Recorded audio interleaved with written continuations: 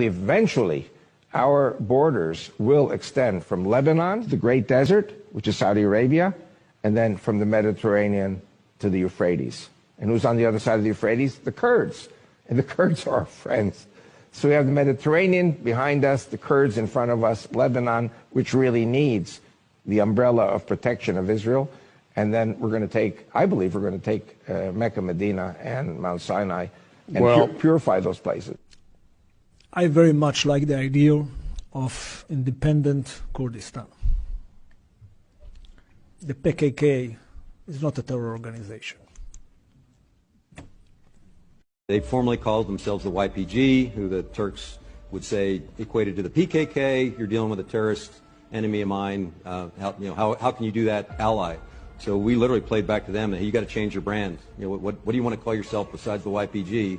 And with about a day's notice, they declared that they were the Syrian Democratic Forces. I thought it was a stroke of brilliance to put democracy in there somewhere. But it gave them a little bit of credibility. And the interesting part, and I was lucky to have a great partner in Brett McGurk out there with me about the same time, because they were asking for things that I couldn't give them. And it literally was an acknowledgement that they were the demographic dominant force in northern Syria. They wanted a seat at the table, whether it's at Geneva or Astana or wherever talks are happening about the future of Syria. And because they had